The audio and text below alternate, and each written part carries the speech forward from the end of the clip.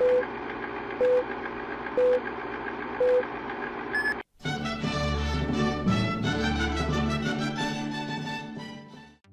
everyone, thank you for tuning into Vidiot Entertainment Studios for this episode of Vidiot Movie Reviews. I'm the nerd Lust Daddy, and today we continue our series reviewing every North American live-action video game film adaptation theatrical release. And today we have one from a returning favorite, and at that, a favorite I didn't realize I was pronouncing incorrectly until recently. Apparently, his name is as hard to decipher as his directorial decisions.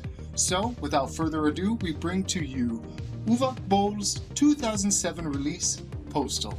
Chit, futter. Futtin' seriously? Come on, Daddy. We got it, does it, Pidds. He's had some alright ones, so maybe this one will be tolerable too. Let's get into it and discuss its release and the games in the series released at that time.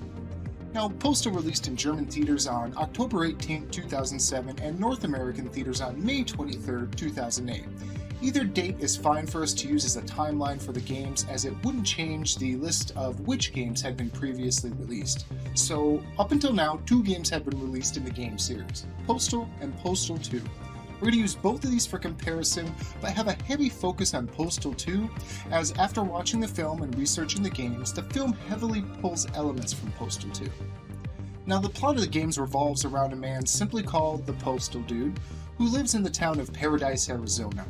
The first game involves Postal Dude believing that the United States Air Force Base is going to release an airborne agent upon his town, and that he's the only one that will be unaffected by the ensuing plague that it will cause.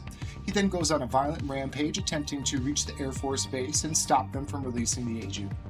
In Postal 2, it opens with Postal Dude living in a trailer park in Paradise along with his wife, who over the years has become abusive to him. Both games typically involve Postal Guy completing mundane tasks, with Postal 2 requiring him to complete them through 5 chapters that are split among days of the week, being Monday through Friday. Along the way, he suffers the abuses and provocations of other characters that he happens upon. And the tasks and characters that Postal Guy comes across can be dealt with in either a passive or violent manner as the player sees fit, and all manner of satirical and batshit crazy situations are placed before him.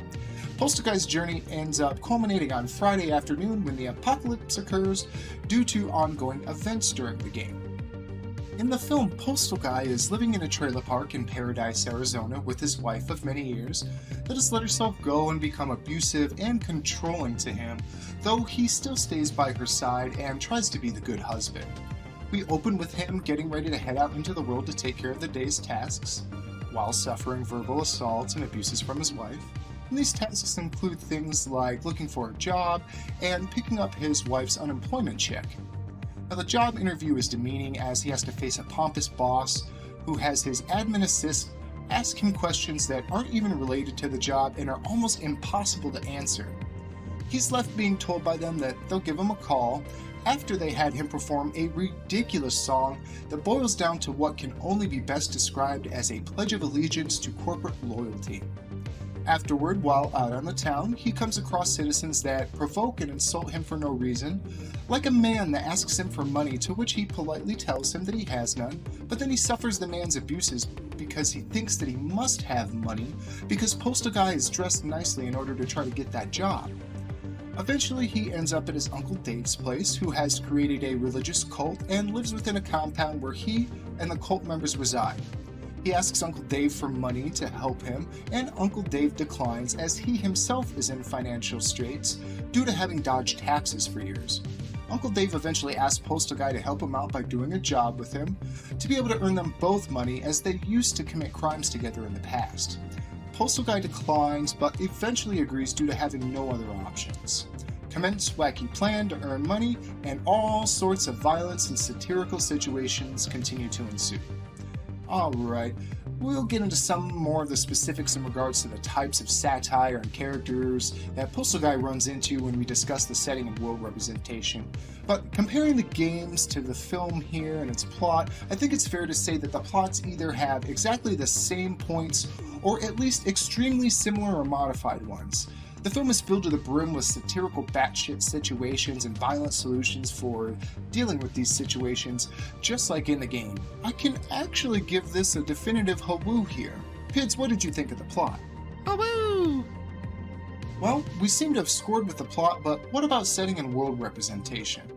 We get tons of violent, comically dark, satirical situations, and just like in the games, the film satires things like terrorist groups, white trash America, gun violence, corporations, commercialization, religious cults, and the US government, to name a few. One particular scene of note happens right at the beginning of the film, where terrorist groups and the events of 9/11 are being satirized. Now, while satirizing 9/11 may be a contentious issue, the way that terrorism is handled here is frankly hilarious as we watch members of Al-Qaeda begin to debate how many virgins they're supposed to receive upon death, realize that they've been told different numbers, and begin questioning if they have been told entirely different stories, and then start investigating and questioning their faith and whether or not they've been lied to and manipulated. It's frankly hilarious and genius. I know these are bold words for me to say about something in a Uwe Boll movie, but it's true. From the cinematography to the look of the characters, Postal Guy himself, and the satirical representation of the world, it's all quite spot on, even if at times some of the satire varies from genius to swing and a miss to cringeworthy. I can honestly give setting and world representation a solid hawoo here. Pidds, what did you think? Hawoo! As usual, we're going to focus on the main characters as well as the ones represented by well-known stars. You're not going to believe some of the actors that Uwe Boll dragged into this thing. So let's start off with Mr. Cornelius Blyther. Played by Rick Hoffman, known for his roles in TV series such as The Bernie Mac Show and Suits. Here he plays the corporate boss that Postal Dude has an interview with. Now, the performance here is outstanding as a self-absorbed, cocky, brash, and ruthless corporate executive. I definitely enjoyed the screen time with him as he exuded the necessary satire required to riff on the corporate sector. Definite hawoo from me. Pidds, what did you think of him? Hawoo! Habib, performed by Eric Avari of Stargate and The Mummy fame. Here he plays the owner of the Lucky Ganesh store that also serves as a front for Al-Qaeda. And this character and the location are ripped straight from the game, and the representation is fantastic. He really leans into the stereotypical satire of the Middle Eastern immigrant suspected of secretly being part of a terrorist group. A definite hawoo from me. Pidds, what did you think of Habib? Hawoo! Osama bin Laden, played by Larry Thomas, most recognizable for his role on Seinfeld as the one and only Suit Nazi.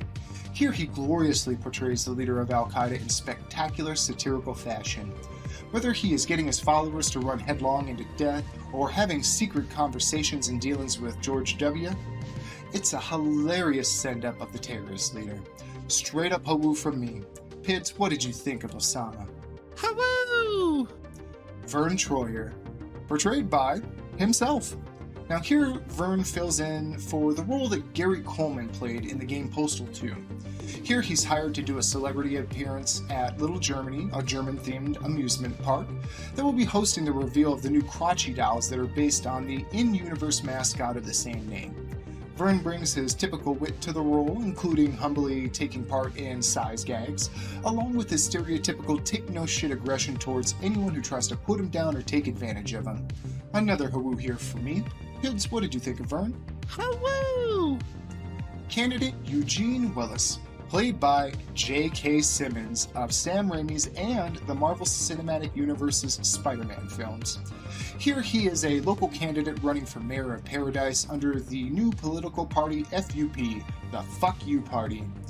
Now, this is a hilarious satire of right-wing politics as he goes into ridiculous conspiracy theory rants in an attempt to swing people in his favor. It's simply brilliant. Another hawoo here for me. Pidds, your thoughts? Hawoo! The Postal Dude, portrayed by Zach Ward, known for his roles in many B-movies including Resident Evil Apocalypse and in the holiday classic, and I kid you not, A Christmas Story as Scott Farkas the Bully. Here, he's the downtrodden man just looking to get a job and get some respect from his wife that just keeps getting kicked while he's down. Now, Ward's look is accurate to the game, minus the outfit, and his calm attitude and violent turn of character during the third act fits well with the portrayal of a kind man who has been broken due to taking too much shit. Solid hawoo again. Pidds? Hawoo! Alright everyone, let's get into our final verdicts. I have to say that I was extremely surprised by this movie, as I didn't have much hope, being that it is a Uwe Boll movie, and that it is based on a video game that didn't see a large amount of mainstream acceptance. Let's go to the Pidds first and see what he thinks. Pidds, what did you think of Postal? Hawoo. I agree with the Pidds here. This is an out-of-left-field, above-average, action, dark, satirical comedy that I simply did not expect from Boll. There is definitely some very smart and scathing satire, especially in that opening scene. And though the movie does flounder a bit, as there are some attempts at satire that don't land, either because the take just swings and misses by a bit, or because the attempt can leave you torn due to its extreme nature, causing you to consider whether or not it should be funny, or if it was just outright offensive in its approach. I can honestly give this one a 60s out of 10s. This was a really good effort that provided a lot more entertainment than its source material and director led me to believe.